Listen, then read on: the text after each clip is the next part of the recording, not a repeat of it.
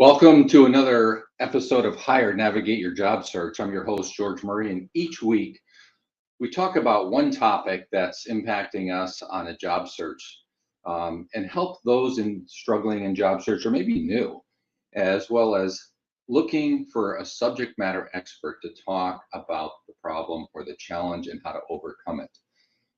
We do encourage questions, so if you have a question, we'd really ask you to ask that, because if you don't, there's probably 10 people that wish they did.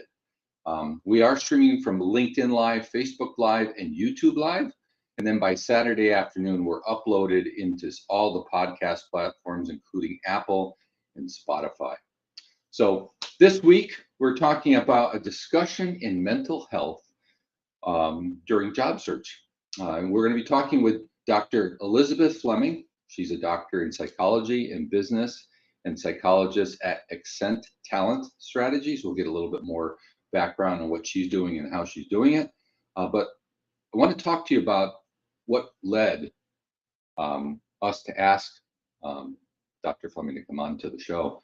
Is a couple of weeks ago, as I lead one of the executives transition groups, struggling, going into a longer job transition than we expected, is the mental aspects of it. And I love that, when we asked Dr. Fleming to come on board, she said it's, mental health is always there. It's not a switch on and off, which was great. But we asked her to come in on for just 10, 15 minutes, and she stole the show. She was on for an hour and really helpful. And I thought, hey, what a great idea to maybe expand that to the viewers here on Hired Navigate Your Job Search. So again, want to welcome Dr. Fleming to the show. Hello, nice to see you again, George. Thanks for having me. Good morning. Hey, why don't you tell our viewers a little bit about, maybe more in depth, of your background and what you do and how you do it, as well as helping people, personally on job search, as well as business owners, because I believe that's kind of what the goal that you do is. Yeah, absolutely. Well, I'll start by, again, I guess, introducing myself. I'm Elizabeth. I am a mom of two small children, a wife. I think that's important. And we'll talk a little bit later, I think, in the podcast about alignment and why that's so important. And I say that first because often our identity is so tied to our job, right? But I want my identity in my life to be tied to my family and to what I do every day that brings me joy. Right? Not that my job doesn't bring me joy, George. It does. I really love it. But my kids do as well. So I'm a business psychologist. For me, that means that I, got my doctorate degree in psychology and chose to use that, kind of direct that theory and direct that the work toward the business center. And really the reason I did that is because I recognized that there were a lot of people coming in to see me in a clinical setting that were struggling because of things happening at work. And I thought, well, goodness, why can't I just try to help them before they get into a therapy center, right? And so now my job really is to get the right people in the right seats at the right time. And I do that by using data, personality, motivation, behavior, problem-solving data to help companies really make sure that there's alignment between what they need for their culture, what they need for that team, for that role, and what does that individual need as well. So that's the core of what I do. From that, of course, it branches out into many different things like teams and strategy and executive coaching and all of those pieces. But the core is really helping to create that self-awareness and then helping others use that to better themselves and get themselves in the right seats. Oh, so that's a big job right there. So I want to preference those that will hear this, our viewers our listeners that will hear us on the podcast. We'll be sharing 2 slides to help you through that job search. So if you are interested in getting a copy of that through a PDF, just reach out to me in my email, georgecmurray@gmail.com. We'll get you a copy of that. But kind of want to start off by just kind of talking, what is mental health and working to normalize it? What does that all mean? Yeah, absolutely.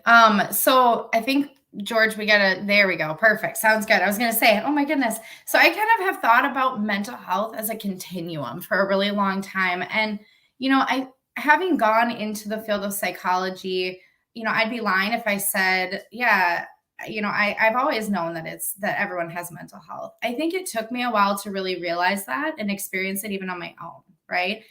That we all have mental health. It's normal. It's just the kind of where on this continuum do we land in any given moment, right? And I will say, it kind of has, from optimal, the positive, healthy functioning, which I know is of course where we all want to be all the time, right? Moving on into maybe you're having a little more trouble coping with things. It's starting to maybe interfere in your functioning. And then, of course, what a lot of people think of because of stigma, really impaired severe impact. Now, what I will say is it ebbs and flows for everyone every single day, right? And especially when you're in transition, right? Things like job search or even if there's a riff happening at your company and you don't know if it's going to be you, right? There's so many different reasons all of these things come up. But I think the biggest thing is really just understanding that it's normal. Everyone has mental health. I'll use my kids as an example. When they woke up at 4 a.m., right? I'm pretty sure that I started to have difficulty coping. So I kind of started going into the impacted stage instead of the optimal. But the example I like to use, George, is the goal is not to, keep you in that optimal stage all the time. It's not to stay on the kiddie or it's not to go on the wild thing. If there's any Minnesota folks here, which is a big roller coaster at Valley Fair, right? Goal is to get off the wild thing. Let's get on the kiddie coaster and have it be a little bit more manageable. Oh, I agree. One of the things I reference a lot of times, and I think I reference in my book, Hired, is that, career search, especially, when you don't have anything coming in, is really a roller coaster ride, like you had stated. And I feel that you're more down than you are up. And it's so hard. People don't see all the anxiety, the stress and everything else. They just see you show up. And I always tell people, try to show up your best, do all these things. But again, it could be very wearing and very stressful time for a lot of folks. Absolutely. And for a lot of different reasons. I'd like to throw that out there too. That stress comes in not because again, we talked about already identity being a huge thing, right? It's finances, it's economy. There's so many different factors at play. And I think it's when you start to think about all of those things, in a lot of ways, it almost increases that anxiety even more. So it's, to try to keep those lows from being so low, I think is really important. Yeah, as a matter of fact, leading up to the Labor Day weekend, I had told the group that you were working with, right? And like, you have to understand that things are definitely out of our control. We're in a situation right now where people are trying to get all their kids ready for school, right? They're trying to get maybe the last 3 or 4 days of vacation in before they go back to the regular grind and everything else. The last thing they want to do is network and interview. And so, even though we talked about it for a couple of weeks, by Thursday before the Labor Day, I had all kinds of calls and emails. Oh my God, including myself. Right. This just really, there's nothing going on. I'm perplexed. I'm just frustrated. And then ironically enough, a day after the whole Labor Day weekend, things started to pick up. Right. What I tell people is that, as long as you are continuing to plant seeds, and you can't expect planting a seed today and a tree coming up tomorrow, but over a period of time, in a short period of time, it can sprout really, really farther than what you would expect it. Oh my gosh, I love the analogy of the tree. It's okay. Maybe I'll share my story a little bit and why this is so important to me, because I think it relates to that really well. So I had switched careers. I was in the clinical world for many years as a marriage and family therapist, psychologist, assessor, all of that. I switched careers into business, again, because of that alignment piece. I knew that there was something that was missing in my life. And it was, again, the reason I explained before, wanted to help people before they got to that place. Now I think there's a ton of value. My sister is actually a therapist as well, which is really cool. And she helps so many people, right? But I wanted to do something a little different with my life. So I switched careers. And if kind of going back in dates, I was thinking about it. December 2019 is when I changed, like kind of shifted my career. Okay. Started my new job. Just had my daughter, was really excited. This is gonna be great. I was a talent assessment consultant. It was exactly what I wanted to do with business. And the pandemic decided to have a different plan for my life, right? So in July, I lost my job. I was unemployed for about 10 months. And throughout that time, I'm not kidding everyone. I went through, and I'm sure many of you have as well, kind of the initial stage of this isn't real, because they told me that this wasn't going to happen. They were going to protect our jobs no matter what, right? To, oh my gosh, why me? Right? To super, super angry about the situation. And it kind of just ebbed and flowed throughout those 10 months. I couldn't understand why recruiters couldn't see the value I could bring to the organization, right? And I will tell you, I think that part of my life was the most misaligned part, because I would have done anything and taken any job. And I'm glad I didn't.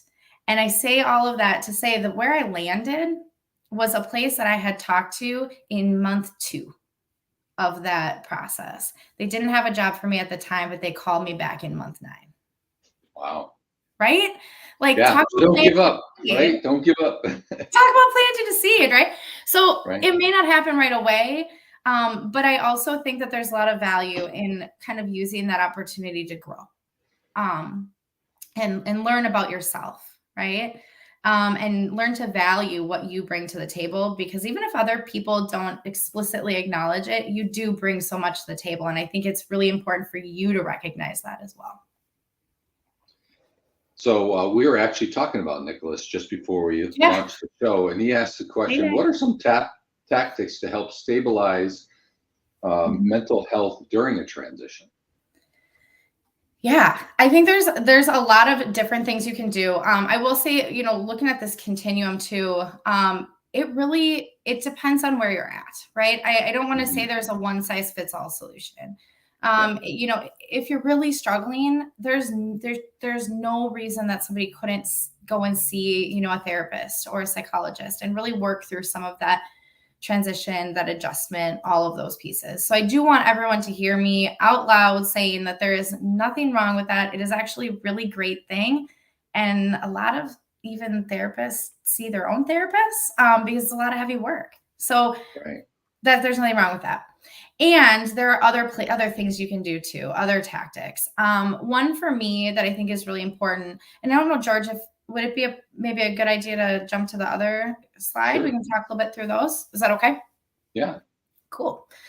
I think one of the first things, and I'm going to go a little out of order here. One of the biggest ones though is around setting boundaries, because I can imagine that for people looking for a job, it feels like you have to be looking every minute of every day. I don't know, George. I don't know if you know anyone who like sits on the couch at 11 p.m. and is looking on LinkedIn, scrolling through. Yeah.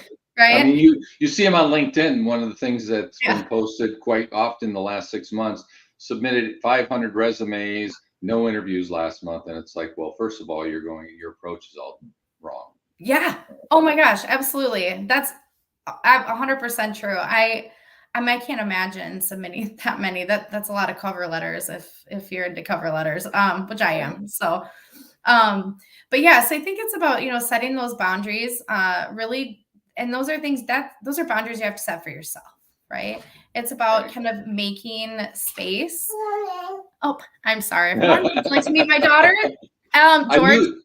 We knew this was going to happen. It happened the last time we had this call. It did. Last time you met my son. This is my daughter, Brennan. Let me just push her out. I'm so sorry. One second. No, that's fine. So what I'd like to talk about a little bit while Dr. Fleming takes care of the little one is that, the ups and downs of job transition are real. They're frustrating. And the fact is you have to be able to turn around and somewhat manage. And she was talking about going to a therapist. One of the things I talk about in the book that I truly believe in is a personal board of advisors. These are 3 to 5 people. All the ones that were on my personal board are all the people I've met in job transition. Great people, great. I would have never met them any other way, and they're now become extremely long-term friends. It's building the relationship.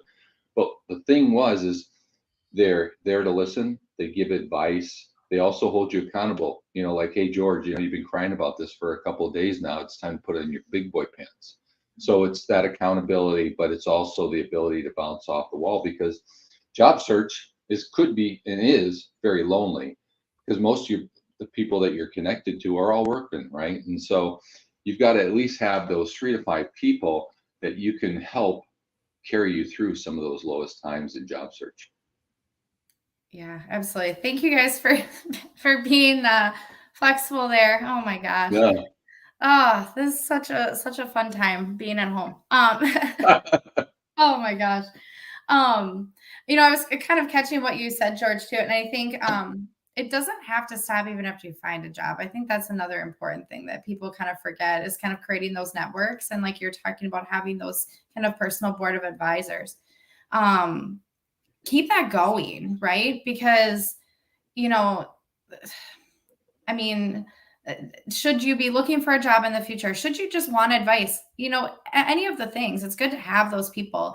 My firm, we run a couple of different groups, kind of executive roundtable groups. And really the focus is on people who are in executive positions and from different industries, and helping them to really kind of just talk through things and ask for advice in a safe space.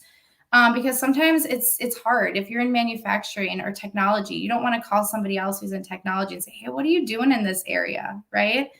Because there is a little bit of that competition as well. So it's fun. I like that. No, great. I think we're kind of getting, and we've kind of touched all around it. The next question is how mental health, stress, anxiety, sadness showing up in job search, leaving, losing, transitioning, all that stuff. How do you at least identify it? But most importantly, how do you correct it so it doesn't go on to a couple weeks, or a month, where you just kind of I'm done.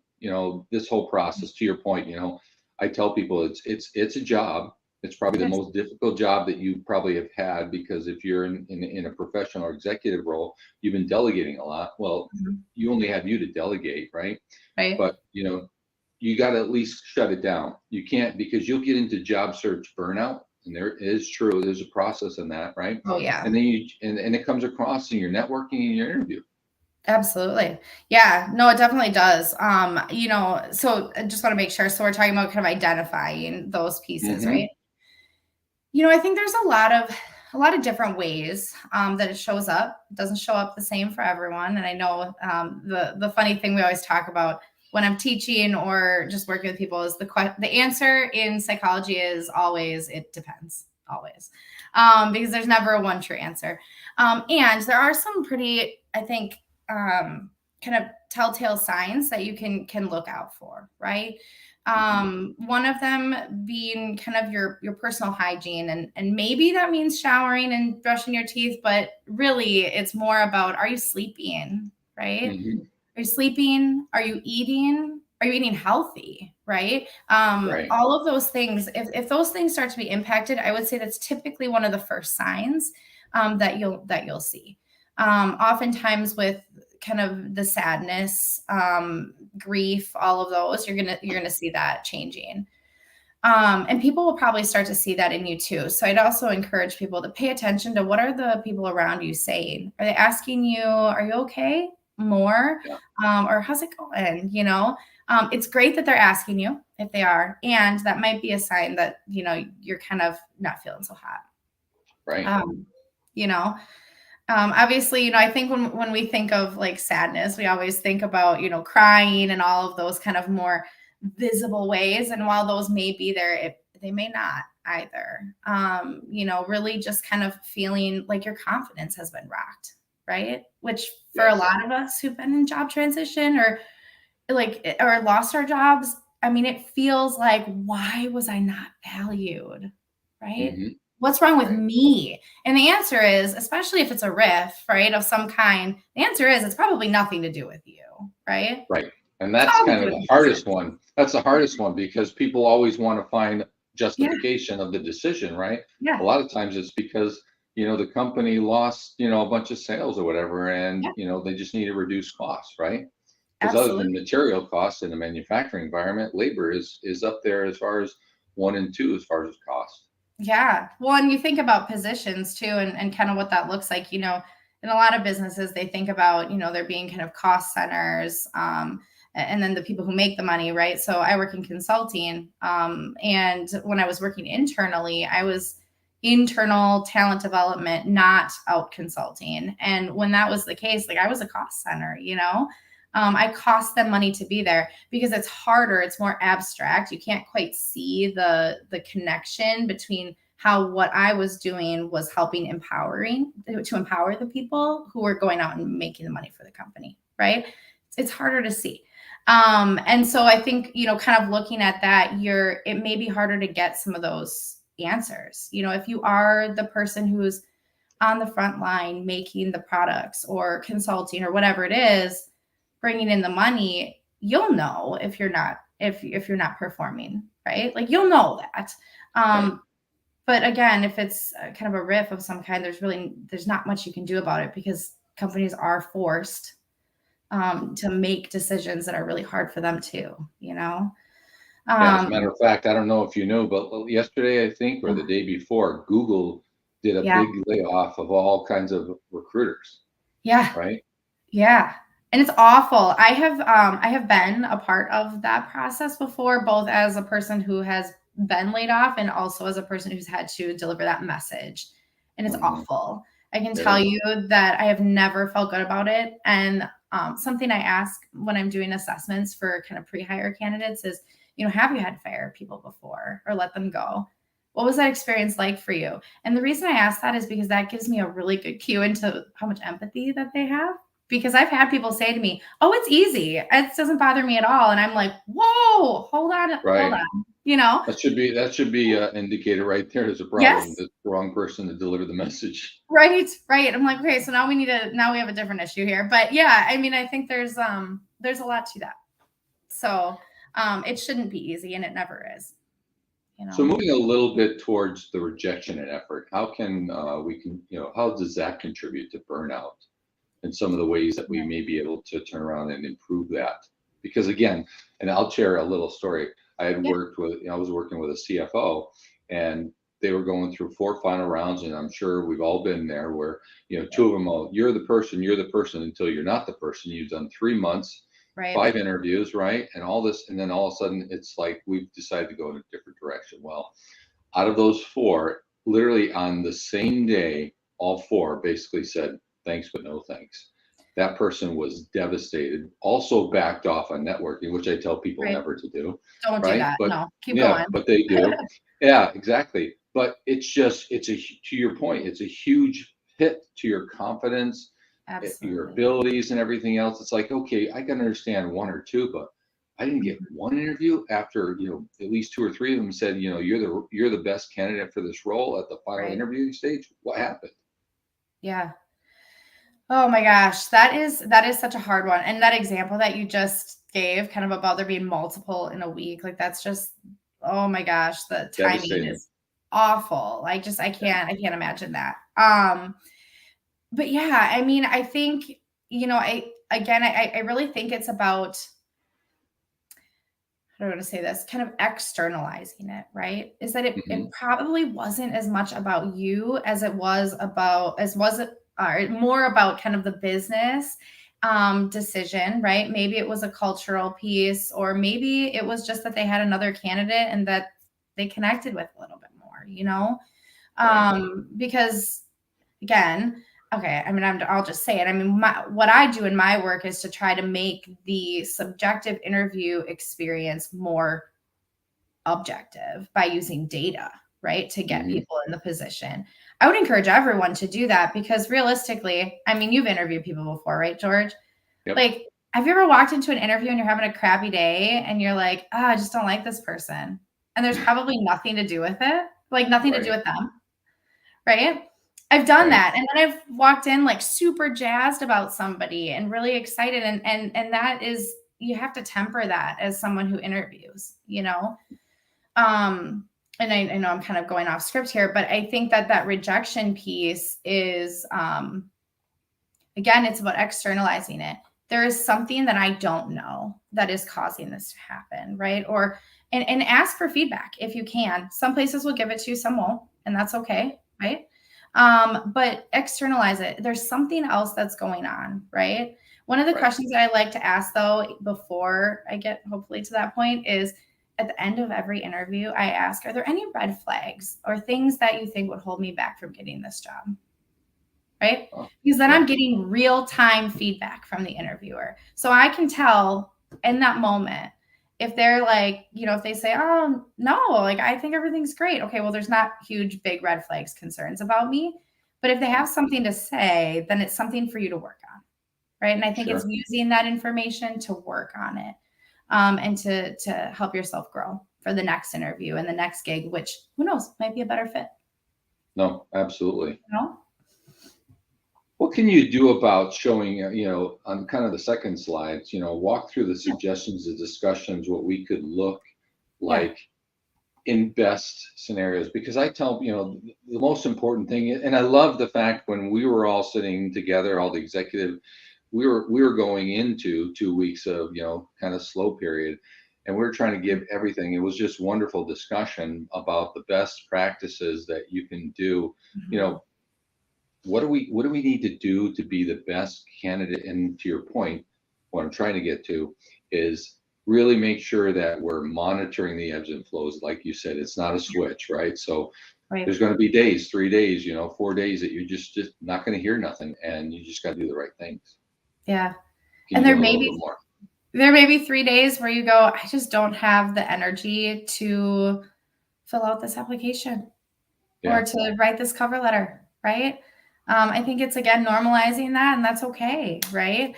Hmm. Yeah, I mean, I think there's a lot of things you can do. All of the ones that I've kind of listed here on the slide, it's not a kind of all encompassing list. Of course, there's plenty of things that people can do. Exercise is clearly not on here, but that's a good thing as well.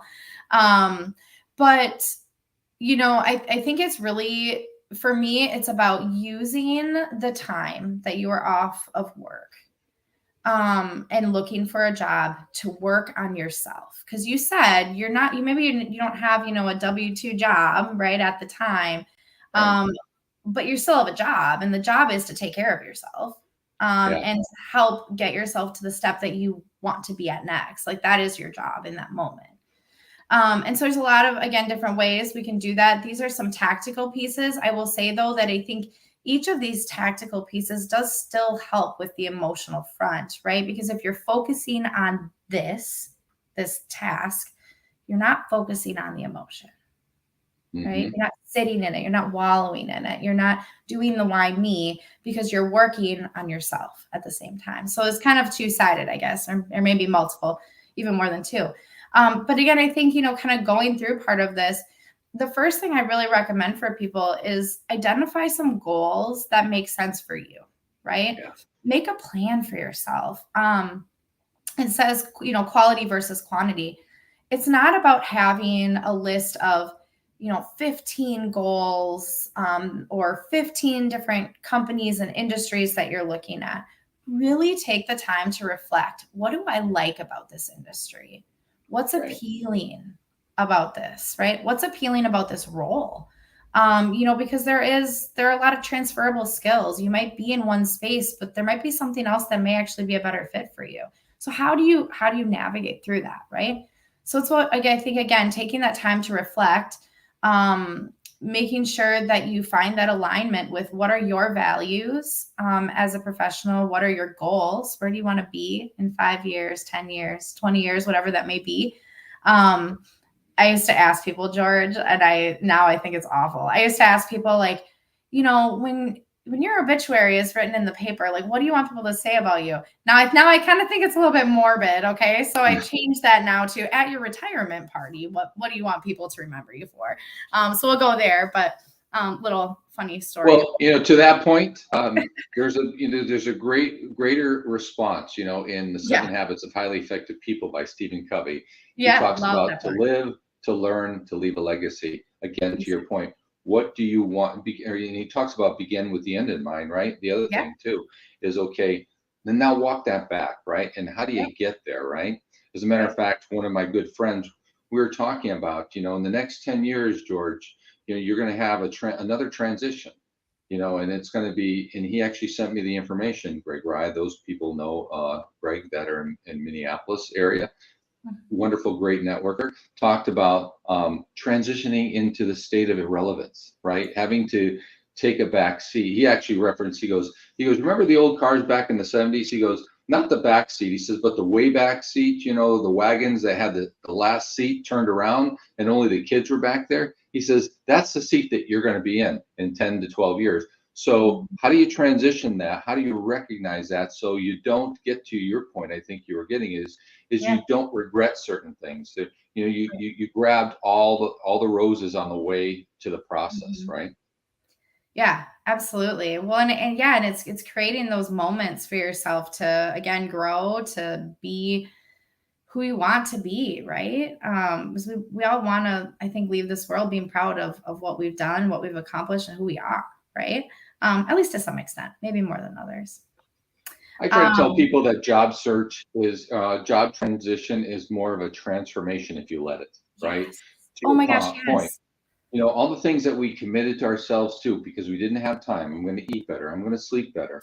I mean, I said this in the book, I just looked at simple things like 2 teaspoons in my coffee every day. And I realized that just in coffee alone, I was eating 3 pounds of sugar. Stop doing that, back it off or whatever. And I got to a point where, I don't eat sugar anymore in my coffee.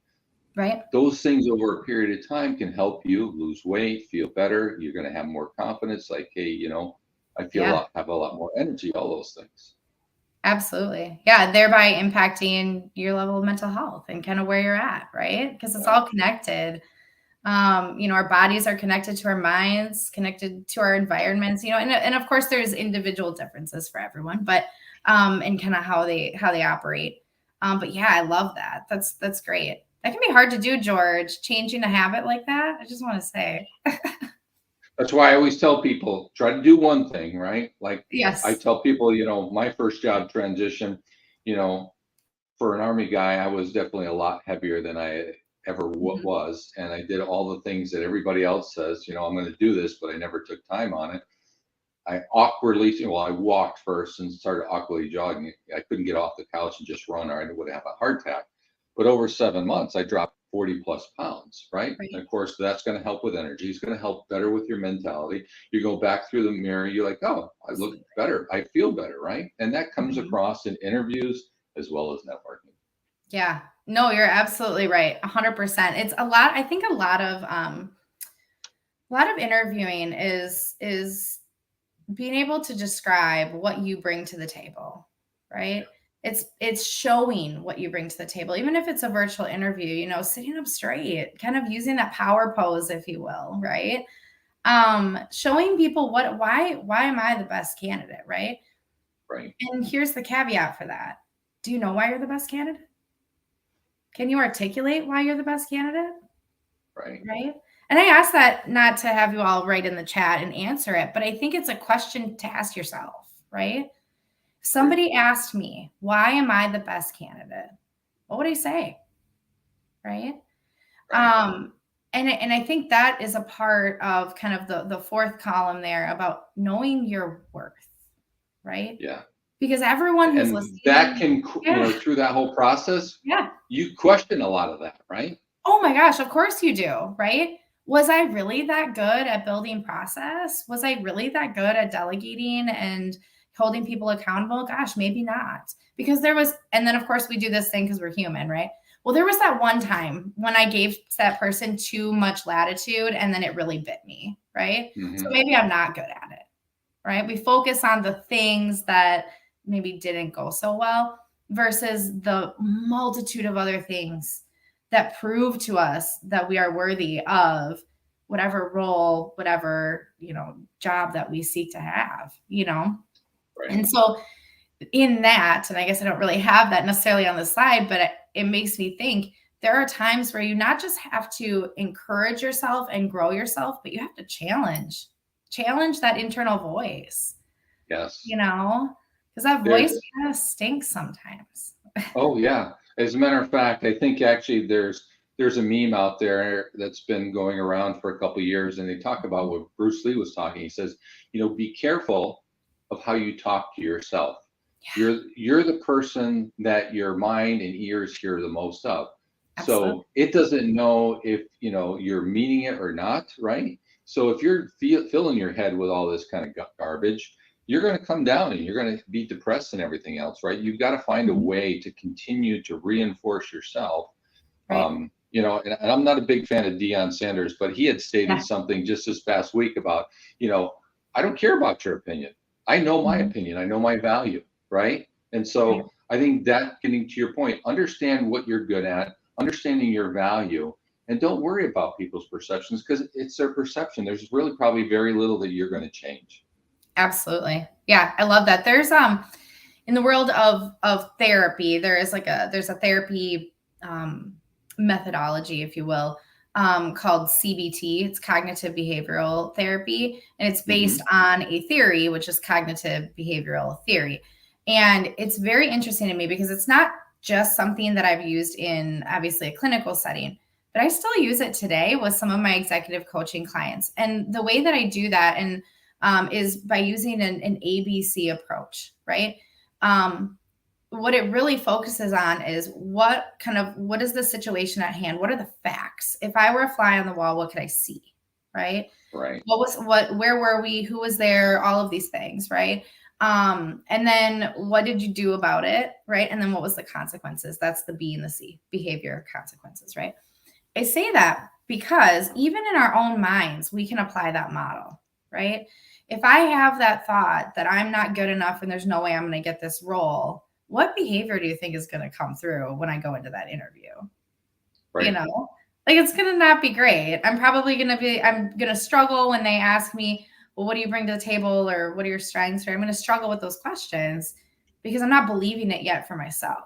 So that's a moment for you to challenge those initial thoughts and give yourself give your mind different facts to consume. Because the truth is, the facts are that you maybe brought you built a team that, I don't know, promoted 7 people who are now leaders in the organization.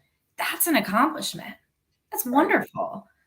It's not just about the finances. I mean, it can be. If you're a CFO, though, that probably is. Like, I brought the company from 1 to 7 million. Like, those are good things, and keep those in the back of your mind because those are the facts that challenge those icky voices that come in the midst of a job search.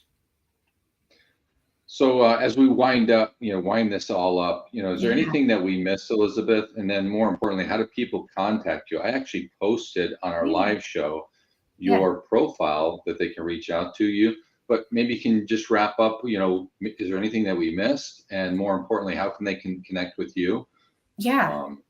Absolutely. Yeah. So obviously, as George mentioned, if you are interested in getting these slides, you definitely can. I did mention to George earlier that I'm going to make ones up that are a little bit more pretty. So if you want the prettier version of them, you can also send me a message on LinkedIn and I think my contact information is on there as well. But what I would offer to everyone, I think the biggest thing, and George knows this about me after several years of knowing each other, alignment is the biggest thing for me. And I really preach that to people because I think it's so important. Don't just take a job to take a job, right? Because you're going to be so upset if it doesn't work out in 3 months, 6 months, a year, right? Find something that really is a good fit for you. You are interviewing those companies just as much as they are interviewing you, and know that that is okay, right? Even if it doesn't feel that way sometimes. There's a couple of different podcasts too, in addition to, of course, this one. And then I I think the first time that you met my children on a podcast was with Coffee with George and Phil. So that's also a great podcast to listen to. My goodness. Wow, these children. But a couple other ones that I really like. There's one called Career Warrior. Of course, there's different episodes I like more than others. That one's really good. And then Cy Wakeman has a really great podcast called No Ego. Now, it's not focused directly on job search or job transition, but I think it's a great way for people to start thinking about different professional identity kind of topics and looking at what does this mean for me, particularly if you're in a leadership role or leading people in any way, whether that's formal or informal. So I'd recommend a lot of the different no ego ones as well. And of course, there's a ton of books out there. I commented to George, I think a couple days ago, that I have a list of like 1 million different things. So if anyone's interested in seeing my list, I will send that to you as well. It's just a ton of different books, probably 100 of them that I really like. So that's great. Again, Elizabeth, I appreciate you jumping on here and kind of helping us as we navigate this whole job search and hopefully get closer to the next opportunity. As I tell people that there's a reason why the windshield is 10 times larger than the rear view. Focus on the front, Yep. Exactly. Absolutely. Thanks for having me. I appreciate it, George. Yeah, we're going to wrap up. So again, want to appreciate Dr. Fleming coming on our show and talking about the mental health aspect, because I think it's one of the biggest unknown challenges in job search. And it's really something that you need to be cognizant of to be your very best through this whole process. Also want to tell our listeners on our podcast that you can reach out to me or Elizabeth. We're going to put those in the notes. If you're interested in getting either her list for books, as well as maybe the 2 slides we talked about through this whole process. Just want to close up by saying next week, we're pretty excited. We're having Bob Berg, who is part of the author of The Go-Giver, as well as The Go-Giver Manager, and Marriage, as well as other books on the go-giving. We're talking about the go-giving way and actually how it can help you in job search in your life. So I'm really excited to have him on the show and ask you guys to chime in and like, comment, and share. And hope you guys have a great weekend.